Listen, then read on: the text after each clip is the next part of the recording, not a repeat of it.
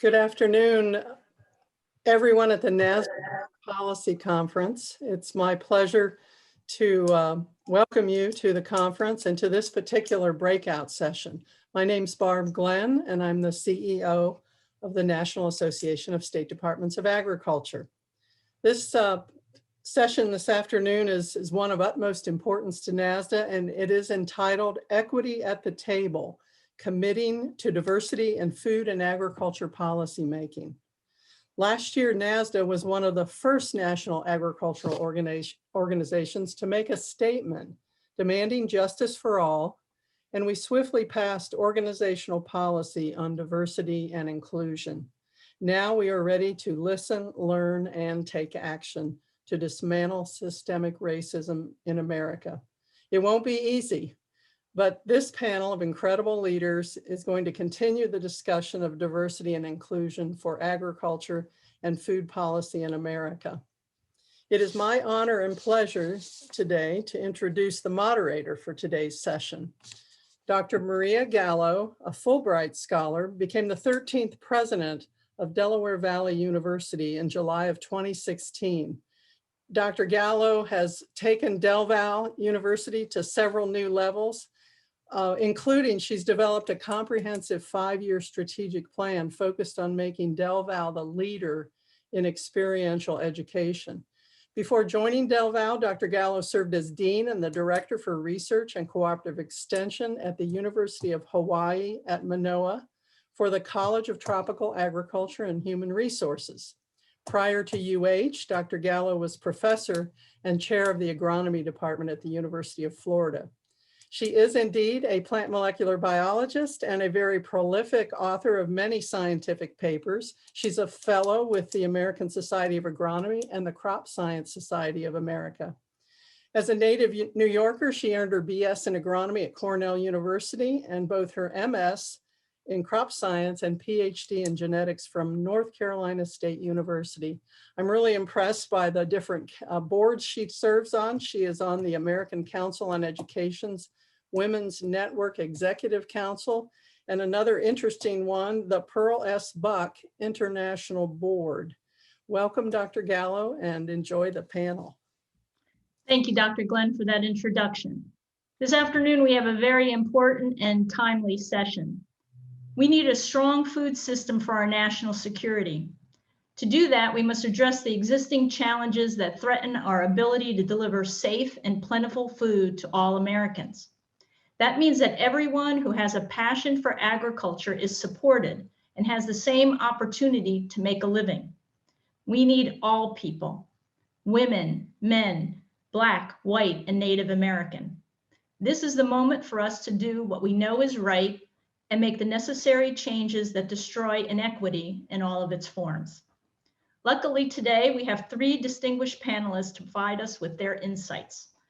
Let me introduce you to them. First is Quentin Robinson. Mr. Robinson brings a wealth of litigation experience in the fields of employment and farm credit discrimination cases, recently accomplishing groundbreaking legal precedents on behalf of minority farmers and ranchers. Quentin has served in many leadership capacities, including a White House political appointee for the Obama administration, as USDA State Director for Georgia, and as the Assistant Counsel on the House Agriculture Committee. Notably, Quentin was recognized in The Guardian for his representation of aggrieved Black sugarcane farmers in Louisiana who suffered decades of discrimination.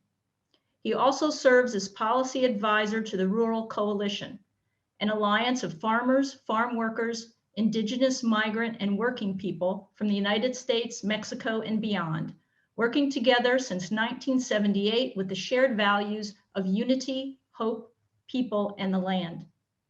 Mr. Robinson holds a BA in political science from Albany State University, an MA in political management from George Washington University, and a JD from Franklin Pierce Law Center.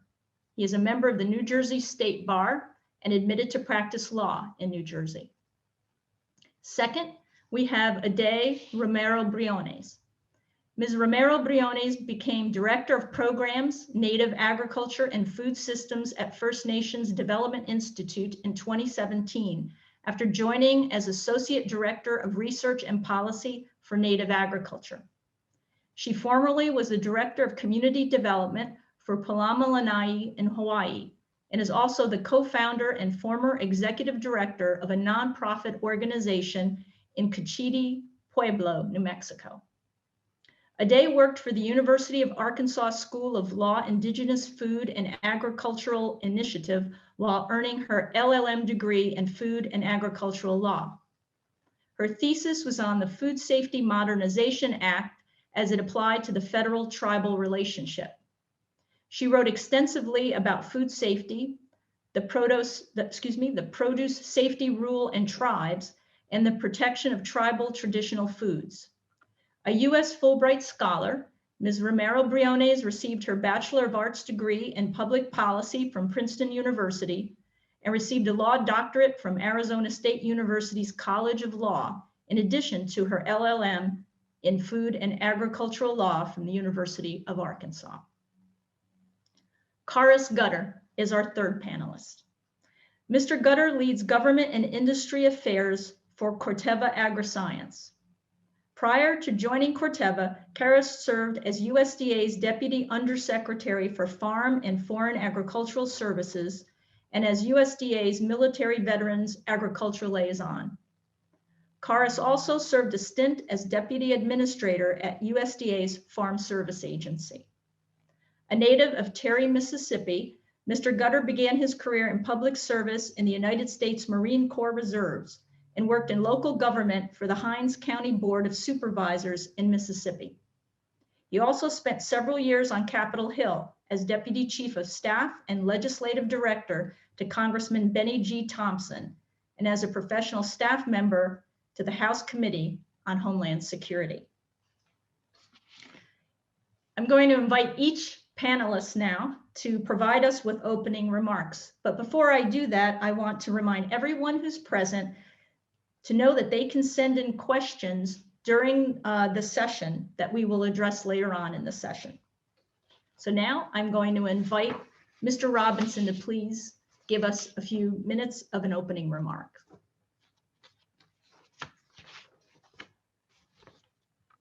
Quentin, I believe that you're muted, sir.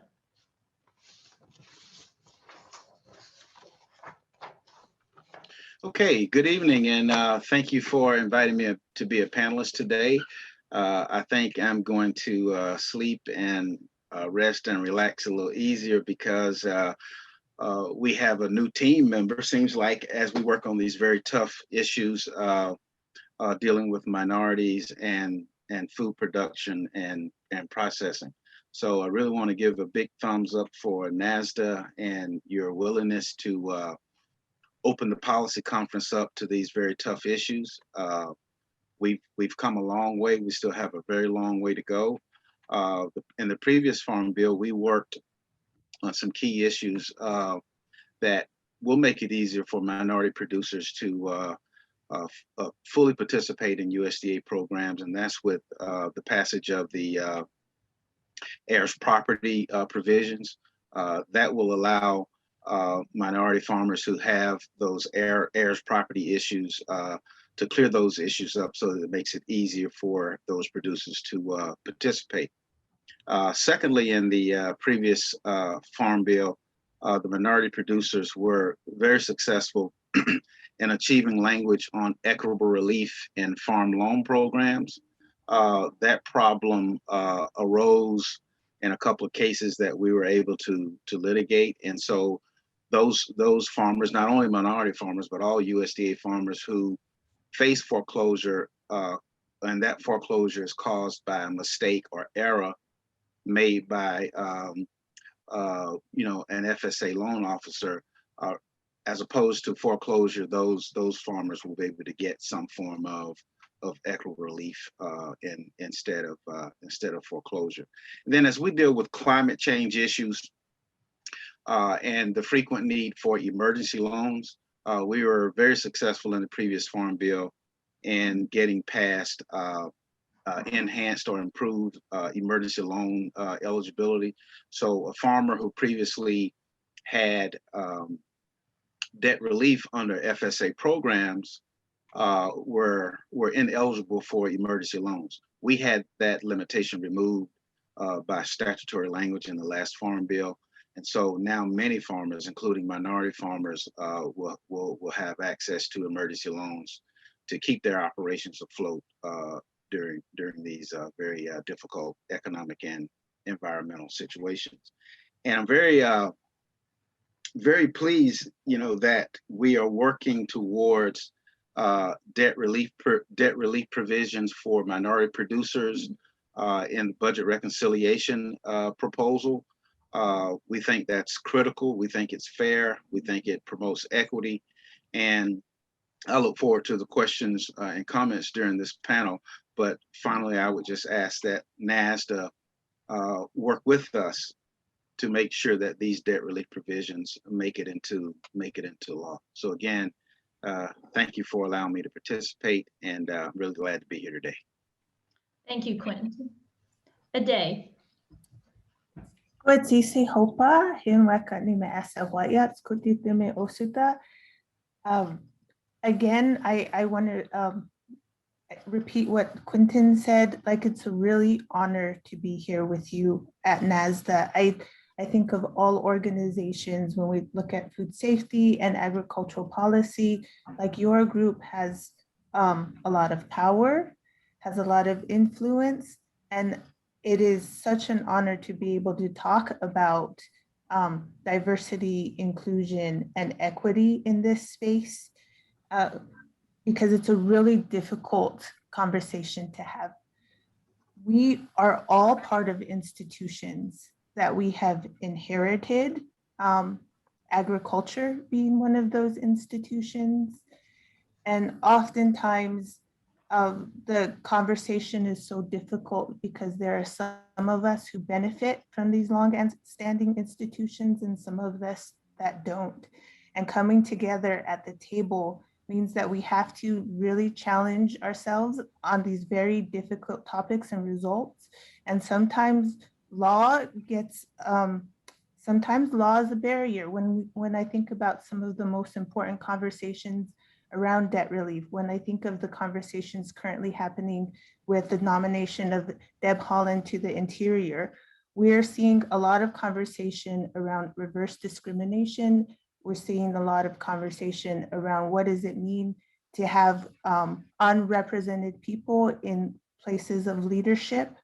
And when I think of NASDA and I think of the directors of the state departments of agriculture, agriculture itself is a longstanding institution that is, we've all inherited definitions of what we think of as a farm, what we think of as a farmer. These institutions determine what happened with land, who receives access to resources to maintain that land and steward that land. All of these conversations are difficult, and part of the skill set that needs to be built, not only among my own community or the communities that I come from, but from your communities as well, is that we have to strengthen those eye muscles to see inequality and the results of those institutions that perpetuate the inequality. And lastly, I'll say, thank you for making this space. Really, I think that's a very important step in having this conversation, is that we have to make the time and space. We have to be able to sit down and say, okay, we're putting our leadership hats on, and we're putting our voices and opinions and perspectives on this topic in a designated space with designated resources in order to really think about how we transition these unequal institutions to equitable ones. And so I look forward to the conversation. And again, thank you for having me. And I can't wait to start discussing. Thank you, Aday. Karis, could you please share? Good afternoon, everyone. Again, Karis Gutter. I lead North America Government and Industry Affairs for Corteva AgriScience.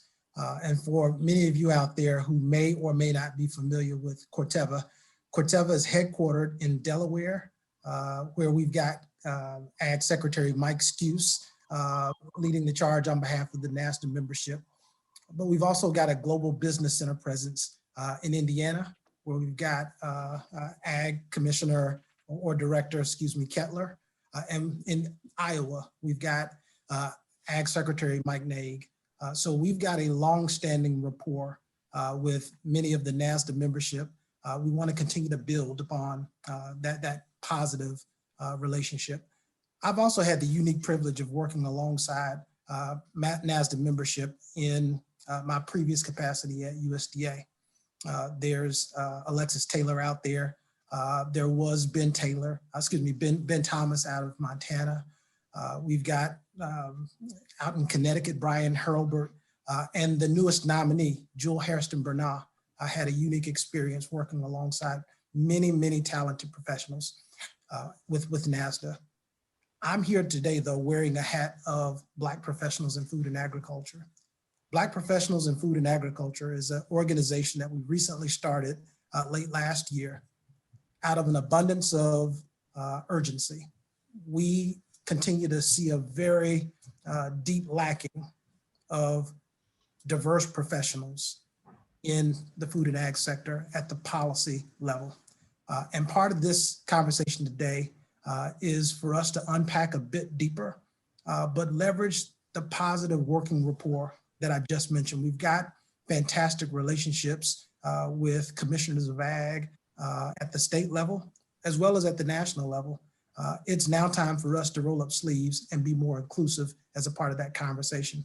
And Black Professionals in Food and Agriculture is here to help support anyone who wants to join this cause in helping ensure that there's adequate representation of diverse people as part of the policy conversation. So thank you for having me today. Terrific. Thank you all. So let's start getting into this discussion that we're so eager to dive into. For the first question, I would like you to frame the problem. Where and how has an inequity been manifested? And we'll start with Quentin. Quentin, would you like to address that? Frame that problem.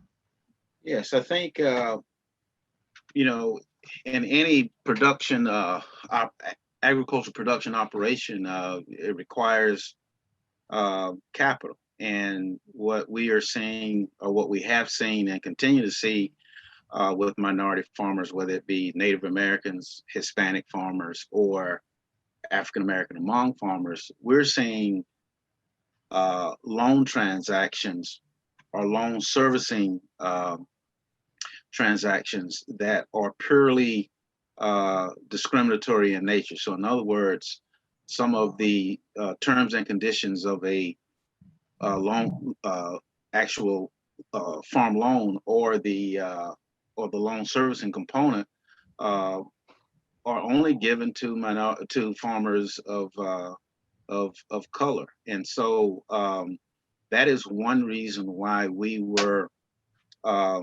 impelled or compelled to work with the Congress during the past Farm Bill to get equitable relief in farm loan programs passed. And so to really sort of define that issue, it's really simple. The farm loan process gives a term or condition to a minority farmer, and then turns around 90 days later and says that, oops, we made a mistake.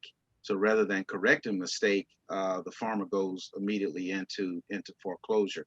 And so what Congress saw as a problem, we were able to work with Congress to get legislation passed that provides a equitable remedy as opposed to foreclosure. So that's just sort of one of the issues, but because of the discrepancies in the loan transactions, we're seeing that it's much more difficult and problematic for a minority producer to transfer the farmland or the farm operation to the next generation. And so with the add-on of heirs property provisions, which makes it easier for any producer, but particularly minority producers, to participate in USDA programs, whether it's farm loan programs or other programs, that heirs property language makes it much easier to open the doors to equitable participation. So that's how I would frame would frame the issue in terms of credit and program access. Thank you. Ade, would you like to address this? How would you frame the problem? Yeah, but when I was thinking about this question, I had all these very theoretical and system justification definitions. And so I'm just throwing that out the window because I think it's better if we have concrete examples of what the problem is. And so I'll leave you all with two of them that are currently happening or have recently happened that are inequity at its finest. One I can think of, and I'm not going to name any names, of an entire Department of Agriculture within a state writing a report on the state of agriculture in this state, but not including the numerous tribes within that state. And again, like Quentin's saying, they say, oops, we made a mistake, but not really doing the necessary work to correct that mistake. Not stopping the process and saying, okay, we're going to do this process again, but include all the stakeholders that are in this state around agriculture to have this discussion. And the other one is we often see policies coming to the table that are meant to support minority farmers. The term in philanthropy now is BIPOC farmers, that would allow them to have land access or credit access or some access to the agriculture field, but these policies are not written by BIPOC or minority farmers, or even consulted with by BIPOC or minority farmers until somewhere down the process when most of the language has been developed. So like those are two examples, present examples of what inequity looks like. It's usually not the direct discrimination that Native people have faced in the early 1800s, but these are like versions that are now manifesting today in more, in less observable ways. But those are my two examples of inequity playing out today. Great, thank you, Ade, for those specific examples. Karis, how would you frame the problem? Well, so baton cleanup, I had the benefit of hearing both Quentin and Ade frame versions of the problem. And they're absolutely correct that policy challenges have manifested themselves into a lack of equity in loan programs and lack of equity in inclusion in the actual writing of policy. And we can look back at our earliest and largest farm policies as where some of the roots exist, right?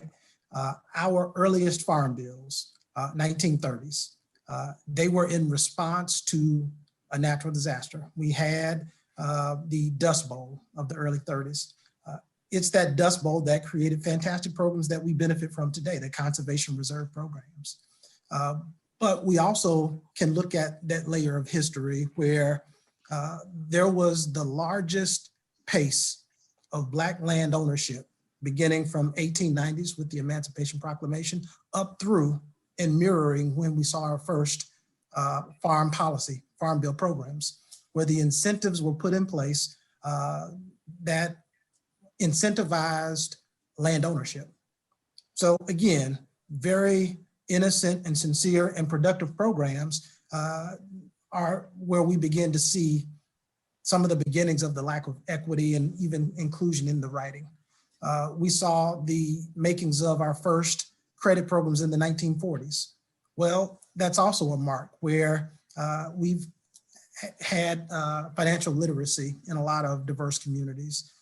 And we saw the use of credit programs to either provide opportunity and access to capital, but we also saw the foreclosure on farms at the hands of these very same credit programs. So we've got to look deeply at the farm programs that exist in this country, not just the ones of past, but we've got some future programs that we're looking and staring in the face of. Right now, we're looking at a $1.9 trillion response to COVID-19, as well as the big hot topic item that's on everybody's mind right now, which is climate change and carbon. Not only has it been the equity and inclusions issues of the past, But if we're not paying attention to our history, we're destined to repeat some of those mistakes or the patterns of history. We definitely need to be more equitable and inclusive in the current and future policy conversations. We do that by having a much more robust conversation and more voices at the table. Thank you. Very good. So you've touched upon how to begin addressing these problems. What else could you share along those lines? So we've identified the loan programs and inclusion in the policy making and the policy languages that are language that's developed. What else do we need to do to begin really getting at the heart of true change? And anybody can jump in who wants to contribute to that answer. Well, and just to complete a few thoughts that I had started on here. Yes, please. Every single policy conversation, we need to leverage the full weight and strength of the agriculture community. We've got fantastic industry trade associations out there across the country, from NASDA to Farm Bureau Federation, National Farmers Union. There's great infrastructure already built. The model is there. The question for us and the challenge for us is how do we ensure that it's much more inclusive in diverse ideas, thought, faces, and voices as part of that. And so if we're really able to leverage that, I'm fairly confident that we can have much more equitable policy outcomes on all of these tough policy questions that we've got today. Excellent. Thank you, Karis. Quentin, do you have some ideas you'd like to share there? Yes, I think as an industry that includes all of the farm groups in the U.S. I think if we address the issue from an economic development point of view and more particularly a rural development point of view, the industry can work with minority producers to select regions or areas in rural America that produces a particular crop, and then work with those minority producers to get those crops to market in an efficient and effective manner. And so, equity, is about, having a conversation at the table, so to speak. But, we can have the conversation, but at the end of the day, we need to make sure that there is income flowing inside of all of the farm gates. And so if we look at it from an economic point of view of how we can select particular crops, whether it's vegetable crops, row crops, particularly hemp as a value-added crop, to make sure that minorities are participating economically and fairly in the contracts for those markets, and more particularly that there's fair treatment in the terms and conditions of loans and loan servicing, because without the capital or the right kind of capital that eliminates discrimination within the provisions of the loan conditions, then it really doesn't matter. It doesn't get us to where we want to be. So I think if we focus on it from a economic point of view and a fairness point of view, then I think we will this time next year we will be able to say, okay, here's a bench point that we set out, and here's what we've accomplished in terms of working together. Excellent. A day. And I would just add to what Quentin says. This is a fascinating question, because this is where the rubber hits the road, because if equity was an easy task, one of the things that is easy, the low-hanging fruit, is just include more minorities in state departments of agriculture, include more minorities at the table. But that only gets you so far, right? I think what really resonates with me in Quentin's comments is that when we look at how inequity plays out, it's not simply a matter of just adding more warm bodies to the table. We really have to look at the systematic effects that agriculture, access to credit, access to land has played in community. And so the term socially disadvantaged farmer is a really important one when we look at agricultural policy, because there are US discrimination laws that say that we can't use race in determining factors. And so like we have to think about what that means and what that looks like in reality. And one of those is like, when we're talking about tribal governments in particular, we're talking about government to government relationships. This is not a race issue. Do you have government to government policies in your state that would allow you to talk to tribal communities? Do you have ways to understand how socially disadvantaged farmers, the profile of these folks, who are they? How many are in your state? How do you start including them in some of the policy discussions?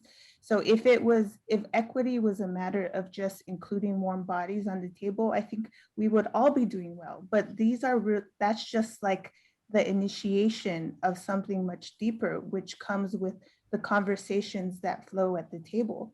And the last part, I think, again, I go back, like we have to learn how to strengthen our eye muscles to see inequality when it's happening. Sometimes it's very insidious.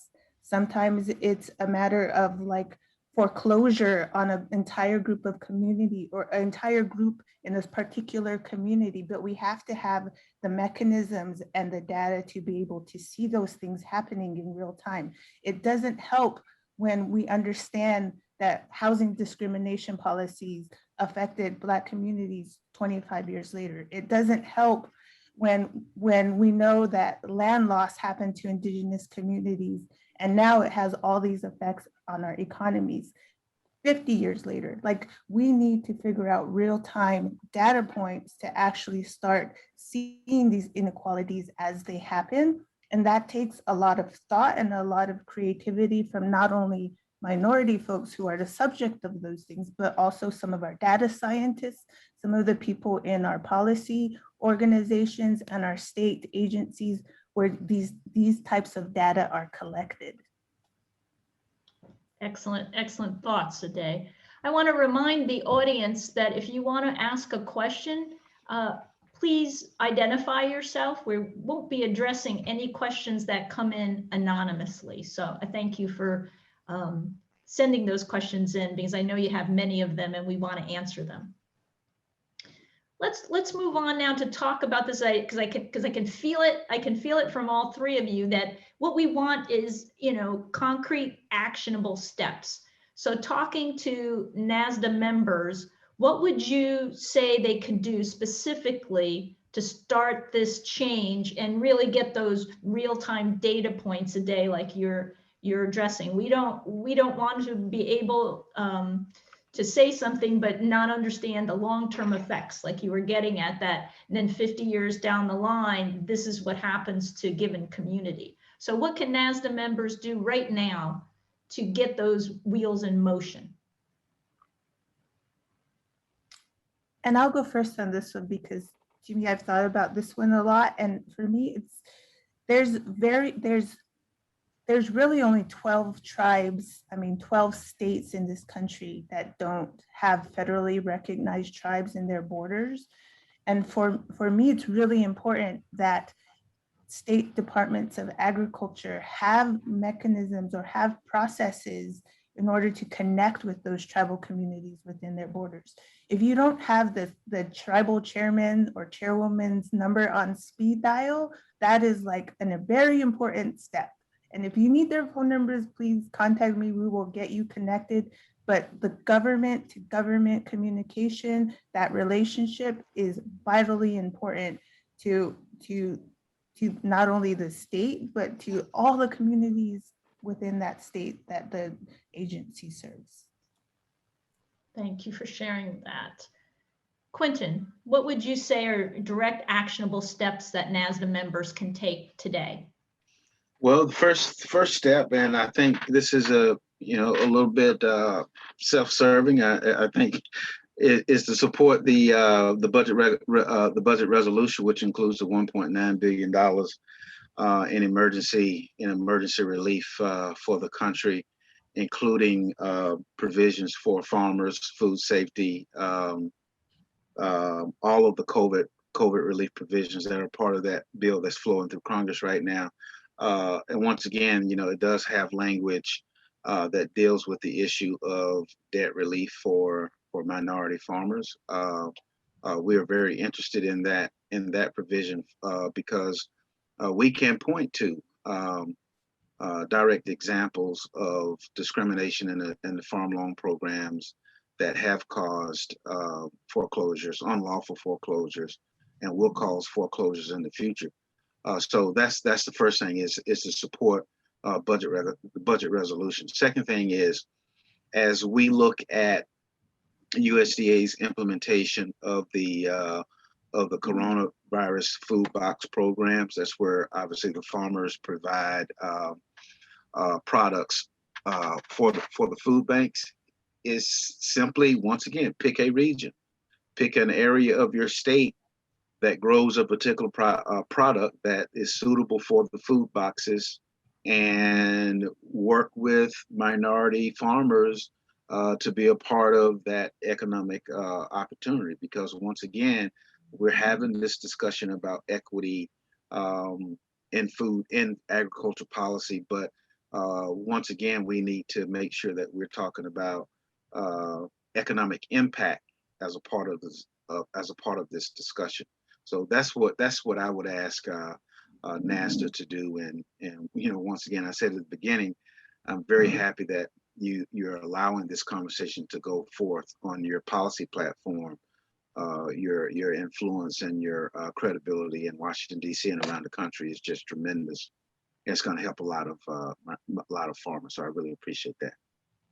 Thank you. Karis, do you have something to share? Sure. I think NASDA really can engage in this conversation in a powerful way.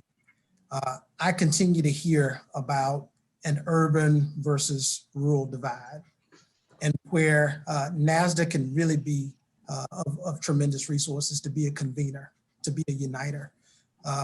Across all of our landscapes, where we've got different commissioners and directors and secretaries of ag, each one of your states is unique. But being unique can help lead that conversation forward. I'll give you a couple of data points. There are 180 rural congressional districts across this country. And at a federal level, you're going to at least need 218 votes in the House to get anything done, which means rural America, from a federal perspective, is at a voting disadvantage without reaching across the aisle, without reaching beyond the walls of rural America. And that's where NASDA can really be an invaluable support and resource. Throughout the course of this congressional term, where the voting margins are very narrow in the House and razor thin 50-50 in the Senate, it's going to require a reaching across the aisle and a convening of rural and urban. There's no better forum than a NASDA group that can bring those pieces together, because most of our challenges in agriculture, they're not necessarily urban versus rural, they're regional, from one type of agriculture and scale to another. And so there are some interesting friendships and relationships that can form and bud, and NASDA has proven some success in that model. Another thing that I would mention is in the line of what Ade mentioned. There are incredible 1890 and 1994 and other universities across this country. Those are training beds for talent. If you don't know the ag deans or the presidents of the universities, they are very similar to knowing the tribal chiefs. You should.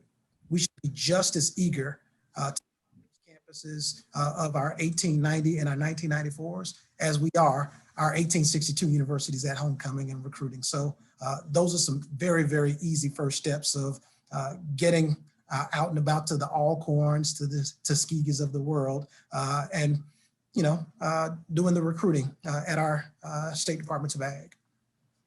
Excellent suggestions. Thank you very much for those.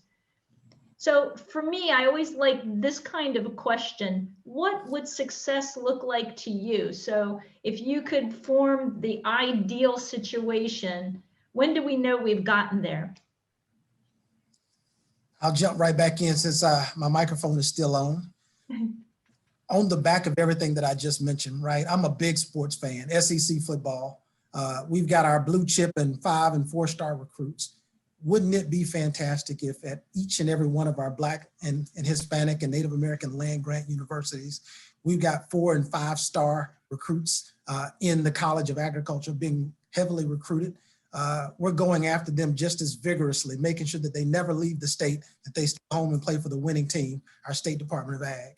Wouldn't it be exciting that we increase our partnerships? In fact, this week is Manners Week, where we across the country have established our points of contact and built that network to ensure that we're being much more inclusive within those agriculture communities.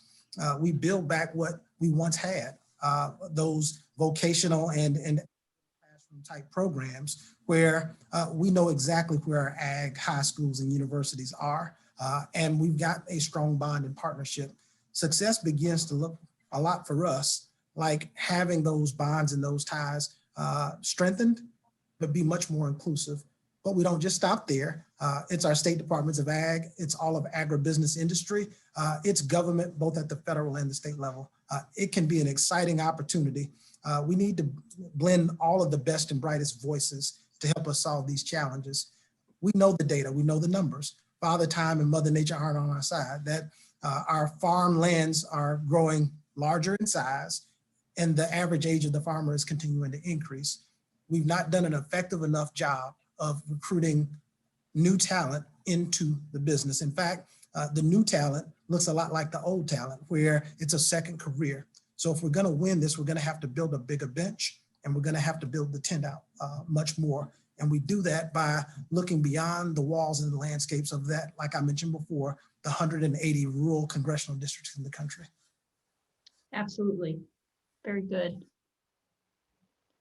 Aday, what does success look like? So if you can envision that perfect world, what would it be? This was a trick question for me because success should ultimately be defined by the community that we're trying to reach into. Right? So like, it doesn't help if the Department of Agriculture defines that success for tribal communities. Like really success is asking that question and posing that question to the communities that we're trying to reach. But on a more personal level, I think there's always been a lot of tensions between some of the large agricultural landholders, especially those that are adjacent to reservations, partly because, you know, we've inherited this institution of agriculture. We've inherited our land ownership institutions, and we're always there's sometimes a distaste for how some of those transactions have played out in history. And so part of success is figuring out how to make that distaste less apparent. And I think about some of my friends who have now invited and even transferred land ownership to Indigenous communities that they're close to, or they invited Indigenous people to actually start exploring ways to do cover cropping with Indigenous crops that are important to the tribe. I mean, these kinds of models need to be explored, and it's not always, sometimes it is direct land transfer, sometimes it is co-management of lands, but again, success and those questions need to be posed to the communities in those states and with the people that we are definitely trying to include. Excellent, thank you, Aday. Quentin, how would you answer that question? What would success look like for you? Success for me would be for NASDA and all of its components to work with various minority farmer groups immediately, and immediately I mean tomorrow, to identify vegetable contracts that have a high dollar value to it, and work with those groups to produce, market, and to make sure that we're bringing income into the farm gates of minority farmers. I mean, the farmers working with the land grant institution as Kyrus articulated, and working, sort of tying all of the resources together, we can target a particular economic event, i.e. a contract with the food box or a contract with the food servicing institution, that we can sort of target that to minority communities. And when we do that, the entire community from an economic point of view will benefit. And so, to be very succinct, let's target an economic event and work together to make sure that that event turns into income for rural communities. Excellent, thank you. And now I welcome any questions from the audience to come in, and our panelists can try to address those questions as they come in. I don't see any right now, but hopefully they'll be here just shortly. Any other things you'd like to share with the audience now? Any thoughts as we move forward? We have an administration with the Biden administration that recognizes inequity, embraces diversity. Are you hopeful about what the future is and how at the national level that can influence what will occur at the state level and more local areas? I'm just going to jump in here really quick. I am hopeful. I think we've had two very important appointments in USDA and in agriculture from the indigenous community.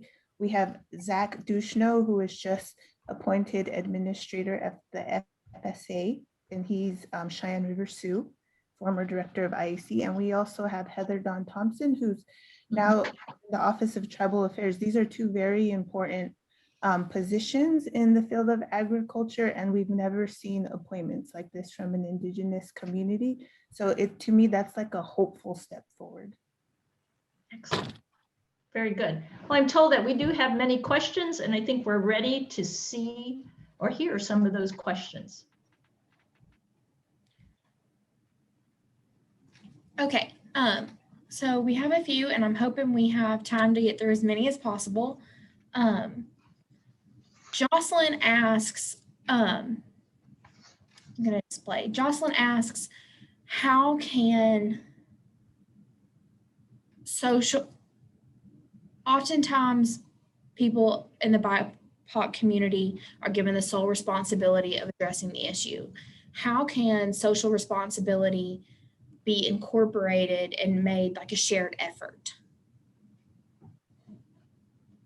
Excellent question. Who would like to field that one? I think, Ade, you and I have had conversations about that in the past. Would you like to comment?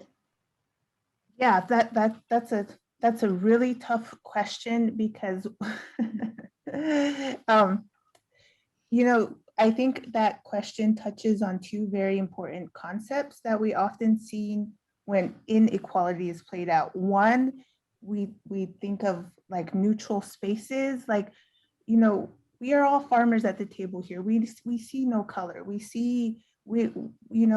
really here about moving forward. And like Kara said earlier, like we have to understand our patterns of history. We have to understand how much it took for that person, indigenous person, to sit at the table and all the things that they have to overcome in order to sit at that table and have that conversation.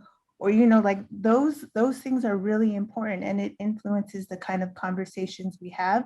So like shifting that burden of having to explain how we got to that point of having that conversation is really important. And that means that you have to understand the history of your state and land ownership, and have to understand the history of the communities that you're bringing to the table. If an indigenous person has to spend the first 2 weeks explaining those things, like it's burdensome. It's time consuming and it's stressful, it's taxing. And so like understanding the patterns of history, as Kara said, is really, really important to any conversation when we're talking about equity.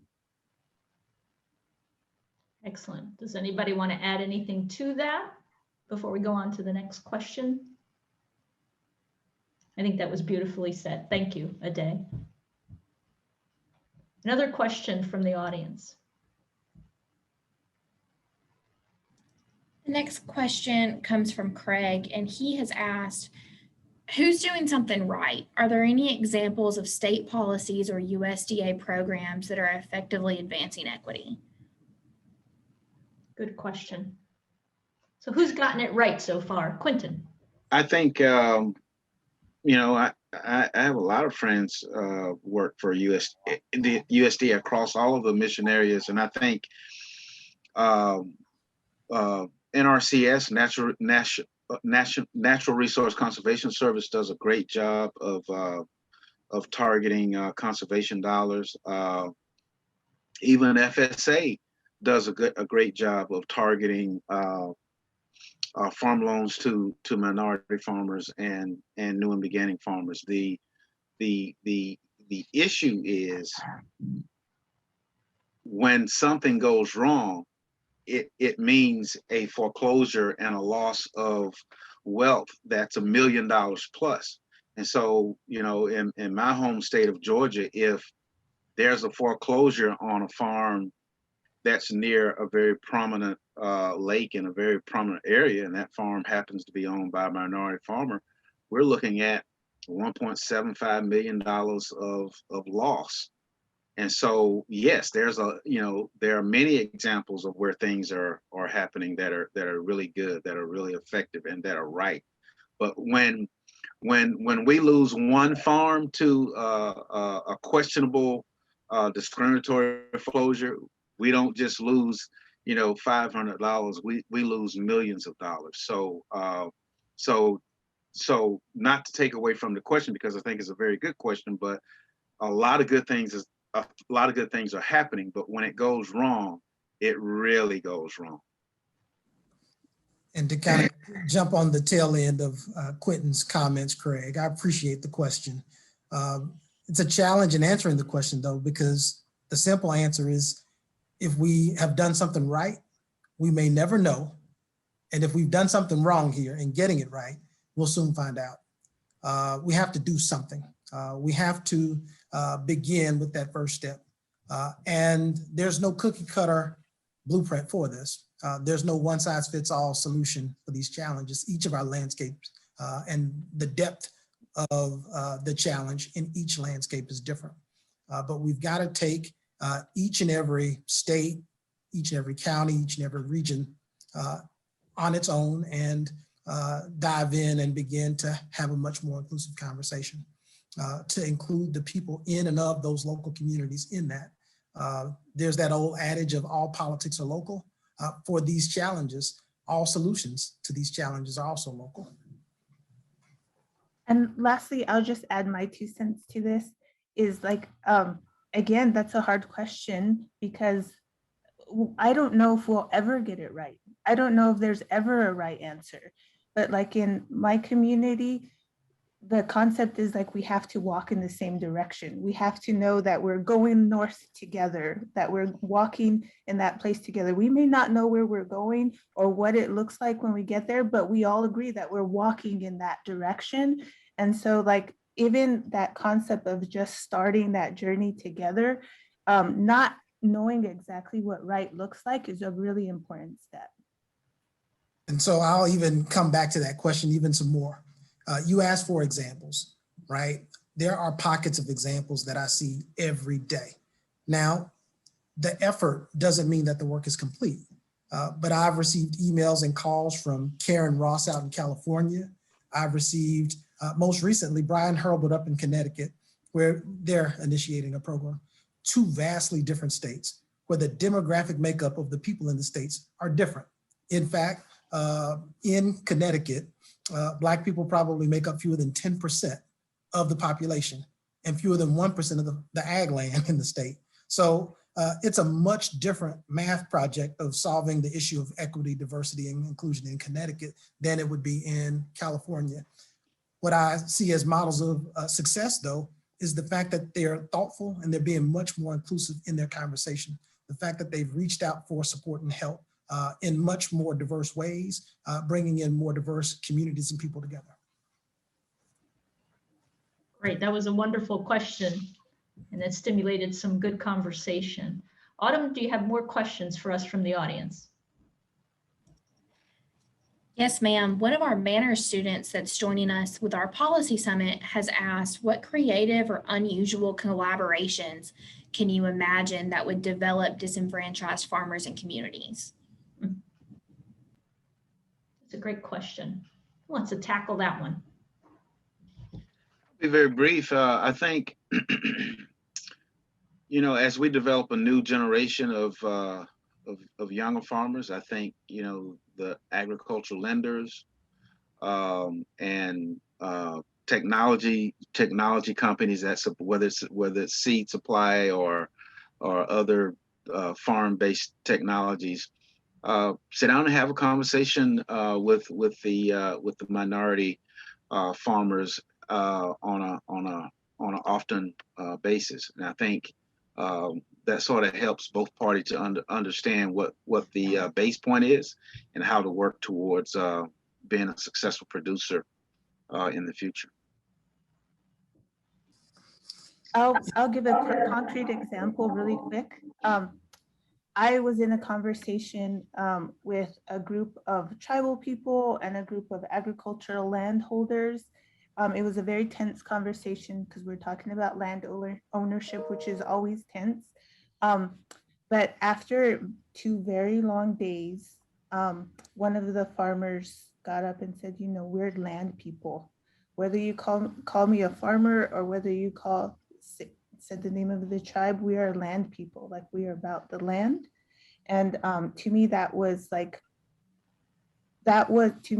saying that process, they were searching for commonality more than they were searching for the points of tension, which says that the process is working. And so like, I think there's a lot of potential in not only like the goal of trying to demonstrate equity, but in those processes that lead to it. I think there's a lot of weight and gold in those conversations, and it made an impression on me. Like I think of, I do that now in my conversations. Like, am I talking to a land person who's really connected to their land, regardless of like who they are, which is a concept that I take with me to this day. Beautiful. Karis, what kind of unusual or creative partnerships do you envision? When I just brainstorm aloud for a second, just and follow me, right? We're looking at new terrains in agriculture. We hear new terms such as urban farming, vertical farming, organic, and all stripes and types of agriculture are now much more in vogue. We've got to take advantage of all of those opportunities. We can't continue to shoot one at the other, suggesting that one is real farming versus one not being as real. We've got to bring all those landscapes together. And the success models are there. I've mentioned a few of the trade associations, and I could continue to rattle off the success of the American Soybean Association, National Corn Growers, and even some of the minority organizations from Manners to Black Growers Council, Federation of Southern Cooperatives. There are a host of groups who've got deep, successful experiences in this space that we need to duplicate. We need to tap in and leverage. It would be fantastic if ultimately we build those bridges where the new types of farming, whether that be out of the back of a semi truck that doubles maybe as a food truck, but also these mobile food boxes to export and take agriculture to all the nooks and crannies of the United States. We should not have food deserts in this country. We should not have folks who don't know where their food comes from, because we've got such diversity, rich diversity right here in this country. We've got to do away with the notions that traditional or real agriculture is corn and beans, and ensure that there's a place at the table for pistachios and almonds and avocados as much as there is from alfalfa. There are rich opportunities here to reach outside the walls and ensure that we're a much more robust and inclusive industry. And beyond that, we're not limited to ag majors and ag professions, right? Now, some of the best problem solvers we've got in our have MBA or engineering type backgrounds. our fathers and forefathers form of agriculture, it's a bit different. It's modern. Even at Corteva AgriScience right now, a company that I work for, we're very heavily involved in precision agriculture. We're leveraging the use of drone technologies. We're looking at how do we squeeze more out of an acre of land and ensure that a farmer can leverage the carbon with depleting less nitrogen in the soils. It's an exciting time in agriculture, and for us to unlock it, we've got to take advantage of all of those opportunities by leveraging the collective strength of all of our organizations. Well, what articulate voices we had here today. This is very exciting personally, and I know that the audience has found this very invigorating as well. And I see that, you know, what we talked about was walking together, right? Coming together as people who care about the land and agriculture with a common goal for economic sustainability and equity, and also not just for who we currently have farming today, but make sure that we have the best and the brightest in that pipeline so that we have great succession going forward.